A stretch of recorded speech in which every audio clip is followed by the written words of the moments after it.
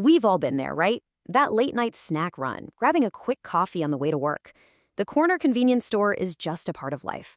But have you ever really thought about what makes one of those stores busy and successful, while another one just down the street is always empty? Well, the answer is way more interesting and a lot more scientific than you might think. First, let's get a lay of the land, because this whole convenience store world isn't the same everywhere, not even close.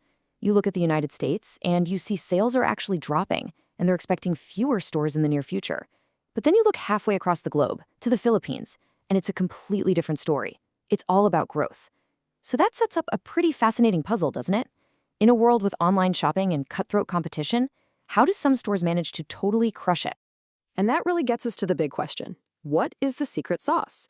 Is it having the best location, the lowest prices, or is it about the specific brands you see on the shelves? Well, a group of researchers decided they were going to find out for sure. To crack this code, we're diving into a really cool study that zeroed in on the bustling city of Valenzuela in the Philippines. Researchers went right to the heart of the action to figure out what really makes these stores tick. And they didn't just sit in an office crunching numbers. No, they went straight to the front lines. They actually surveyed 42 store managers, the people who are in the trenches, living and breathing this business every single day. They asked them about everything, from their operations and customers to the biggest headaches they face. So what did they find out? Let's unpack the data.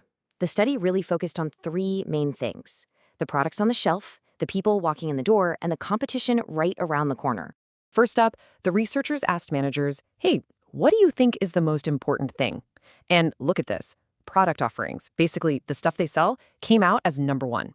Right behind that was understanding their customers, and then finally, dealing with competition. And when they dug a little deeper into why products were so important, one word kept coming up: quality. The managers were pretty much all on the same page. They felt that the quality of the stuff they sell has the biggest, most direct impact on whether their store succeeds. It was their gut feeling. Better stuff equals better business. But, and this is a really interesting but, here's where we see a little crack in the armor. Even though managers value high-quality products, the data showed they weren't so confident that their product selection was actually lined up with what customers currently want. It hints at a little bit of a disconnect between what stores are stocking and what people are actually trying to buy.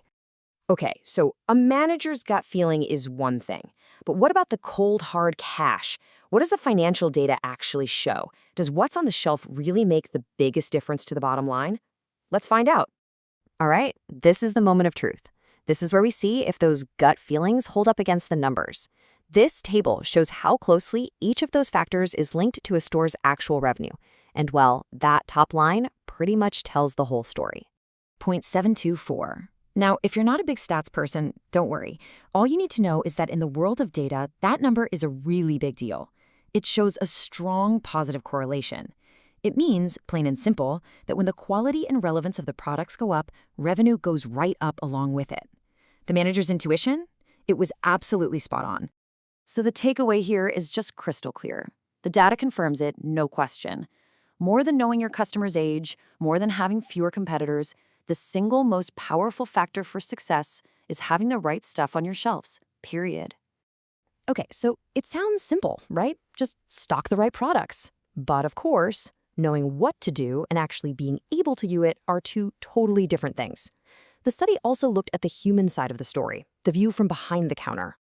And this quote from one of the managers just says it all. The challenge is when the supplier can't provide the best-selling product, so it's really a loss of sale. I mean, it's so true. An empty shelf where a popular item should be, that's just a lost sale, pure and simple. And that supply chain issue is just one piece of a much larger puzzle of problems. When you look at what these managers are juggling every day, it's a lot. They're fighting sales dips that change with the seasons, dealing with intense competition, always trying to hire and train good people, and struggling to keep up with what customers want, all while, the credit card machine is acting up again. But here's the cool part. It wasn't all doom and gloom. For every single challenge these managers brought up, they also saw an opportunity. They weren't just complaining about problems, they were actively thinking about how to turn those problems into wins. And another manager absolutely nailed what the biggest opportunity is. They said it's customers' loyalty. In a world where you can buy anything anywhere, getting someone to choose your store over and over, that's like gold. It leads to repeat business and people telling their friends about you. And you see that same focus on the customer pop up again and again. Managers see huge potential in running smarter marketing promotions, going the extra mile on customer service, and, no surprise here, getting way better at managing their products so the good stuff is always in stock. And they know that investing in their employees is a big part of that too. So you've got all this amazing data. You've got the hard numbers confirming what works, and you have the managers explaining the real-world obstacles. So what do you do with all that?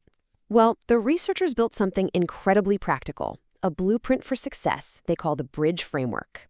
And this isn't just some dusty academic theory. The Bridge Framework is a real strategic plan that came directly out of all this research. It's designed to give managers a clear, actionable path to get better and better, even in a super competitive market. And it all boils down to three main pillars. First, building a brand that people actually trust. Second, working hard to earn that customer loyalty we talked about. And third, making sure the store itself runs like a well-oiled machine, from managing inventory all the way to checkout. At the end of the day, the goal is simple. It's about taking all these powerful, data-driven insights and turning them into a real-world superpower that can give any store, anywhere, a serious competitive edge. So here's a thought to leave you with. The next time you walk into a corner store to grab a drink, just pause for a second. Look past the rows of chips and candy bars. You're not just standing in a store, you're standing on a strategic battlefield. And now you know the secret to winning is hidden in plain sight, right there on the shelves.